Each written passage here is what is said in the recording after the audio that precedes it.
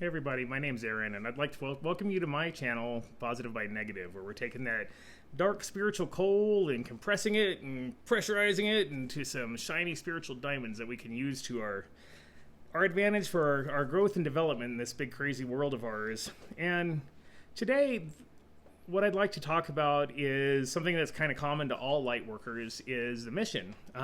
If you are a light worker, and I really don't like that term very much. I just kind of want to go on an aside here. To say that, you know, the term light worker is generally recognized, but to me it's a term that's sort of in service of the ego. I think a lot of people take that word and use that as something as a way to make them feel like they're something special or, you know, somehow superior or different than other people, and that's not it at all. So instead of light worker, I really prefer the term helper, because that's what it is. That's exactly what we're here for. We're here to help, you know, other people and help humanity as a whole ascend in our consciousness and go through this awakening. You know, most light workers are either old souls or are star seeds from other planets or other star systems and stuff that have come here during this incredibly pivotal time in the history of Earth and humanity, to help humanity go through this incredibly important and very needed ascension of our consciousness, you know, because we're sort of at the tipping point right now to where either we need to ascend or bad stuff's going to happen. And so I think we've kind of hit that critical mass now to where we have enough people who are on the ascension path that we're actually, like, you know, things are starting to look up a little bit, starting to look a little better, even though despite outward appearances right now in the world, I know there's a lot of chaos out there and there's a lot of discord and uncertainty, but those are the conditions that are ripe for awakening. You know, when people can kind of get shaken out of their comfort and their predictability of life, and really, you know, are forced to look at their beliefs and what's going on around them and stuff, then they become a little more ready to do something different and awaken, and, you know, to a higher level of consciousness. And so that's what we're here to help. We are helpers, and so you can use the term light worker and stuff. I would just, if you use that word to describe yourself, I would just check your motivations, and, you know, and whether you're using that word to describe, you know, what you're here to do, or if you're using it as like a label that you can put on your ego to, you know, make yourself feel superior or somehow different. Because, as I've said in other videos, if anything, we light workers are certainly not exempt from life. If anything, we are kind of more prone to be in kind of the thick of it. So anyway, so as a light worker or a helper, one thing that's common to all of us is that we all have a mission while we're here. And what I'm finding, and what I've heard in the past, and what I'm actually finding very much to be true, especially today, is that mission will find you. No matter what, no matter where you go, no matter what you do, you can run, but you can't hide. And that mission, when it's your turn, when your number comes up and it's your turn to go into service, that mission will find you and change your life. And that's exactly what I'm kind of going through right now. I just today, literally just a couple hours ago, was terminated for my 9-to-5 job as a salesperson for a major electronics corporation. Been there for about 2.5 years, and, you know, the first year or so, year and a half or so, went really well. Was doing great and everything, but then somewhere around April or May 2023, I had some kind of a change happen to me. And looking back, I think it was like the first stages of an awakening.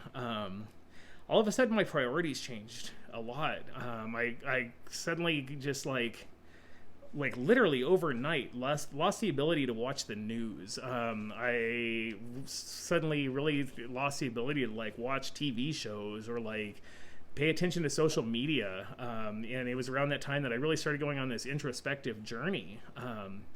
And really, like, you know, just became ravenous for spiritual learning and content. And so, you know, ever since about that time, like, my life changed significantly. And I think, you know, it was to prepare for, you know, myself for my own sort of activation into my helper role. And so it was good that I had this job as a salesperson, because salespeople don't really work in an office 8 to 5. And you know, if you're good at your job, you can do 40 hours worth of work, you know, in a few hours a week. And so you have a lot of free time. And so that was sort of my advantage that I had in that job, was that I had a lot of free time to kind of study and to, you know, do a lot of meditation and everything, and still be able to keep up with what I needed to do with work. And so it was a perfect situation, kind of, until it wasn't. And we'll get to that in a minute. But you know, when I first started that sales job, I really thought that was my purpose. I was like, you know, I really enjoy doing this. I'm helping people, you know, helping people who need a new copier or whatever. But it was never really my passion. And so I had to kind of think, you know, I've kind of had to think of what my passion is. And so that's why I started this channel. Was, you know, I determined at some point that my passion is toward helping people who have been affected by addiction and alcoholism find, you know, their awakening point and help them through that process. And, you know, looking back over my life, my passion has always been drugs and alcohol and, you know, mind-altering substances in general. And looking back, that was because all that time, even though it looked like, you know, just a bunch of partying and drug use and stuff like that, and it kind of was, but the sort of the ulterior motive of all of that was kind of training for, you know, what I would eventually do, hopefully well, as a helper or light worker. And so, you know, from the time that I started using drugs and alcohol, I was never like a casual user. I was always like fascinated and obsessed by these things. I was always, you know, very interested in the history and the manufacturer and the uses and the effects. And I was very scientific about my drug use and stuff, and just found it to be absolutely fascinating. And of course I got, you know, dragged way down into it and stuff. But that's what I had to do to kind of develop the depth of character, to develop the experience, to be able to relate, you know, to people that are suffering with that I can actually help now, you know. So, like, looking back, none of it was a wasted effort. I mean, every hangover, every overdose, every time in the hospital, every arrest, every embarrassing thing I did, every drug deal gone wrong, were all data points in my journey to get to where my passion is. And my passion, I've come to find out, is helping people through their awakening process, that, you know, specifically people who have been affected by drug and alcohol addiction. And so I think we all have those things in our lives, those kind of prevailing themes, or those just fascinations that we have all of our lives, or, you know, just the circumstances that seem to go with us our entire lives. You know, maybe somebody has unfortunately been the victim of, you know, domestic violence and abuse all their life and stuff, you know, and that's horrible. It is. It really is. But all that experience can be put to good use at some point to be able to help other people who have been through those things find their awakening point and find, you know, their voice in life. And so all of us, you know, who have been through these things, you know, at the time it was terrible, and it was not a good experience, but we're coming back through it. If you can look at it the right way, that's like the most valuable thing we have. You know, I wouldn't give up a single day of being an addict or an alcoholic, because those experiences are now have prepared me to be exceptionally and uniquely useful to people who are still going through that, who are, you know, maybe a few steps behind me. And so it's such a privilege and an honor. And yet, you know, it kind of sucks that I lost my job. I've never in sobriety been terminated from a job. I've got terminated all the time when I was drinking and drugging and stuff. That was never a big thing. But, you know, I really gave this job all I had. And, you know, I did well, like I said, for the first year and a half or so. And then, like, it got kind of rocky. And then this last couple, like several quarters, actually 3 quarters, I could hardly get anything together. I mean, I would get deals put together and they would just fall apart. They'd fizzle out on me, or you know, customers would cancel contracts just kind of out of the blue. And I know now that that's because I was not supposed to be successful in that job. There's something about this period of time where I'm supposed to step into a new role, and I wasn't able to do that if I was, you know, still in this sales job and stuff. And so, you know, it's interesting because feel like I'm kind of in uncharted territory. I don't exactly know where to go from here, but I keep just kind of hearing this message from my guides that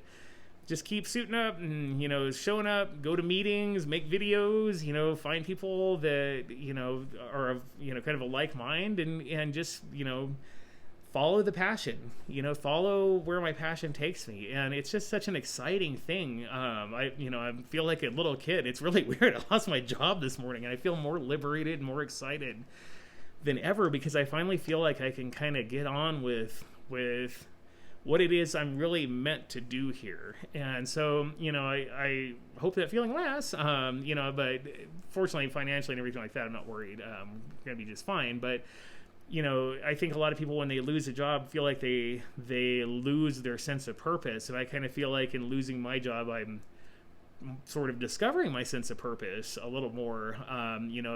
It's sort of a process of elimination. Well, like, okay, my purpose is not that. So we know that now, so I don't have to do that anymore.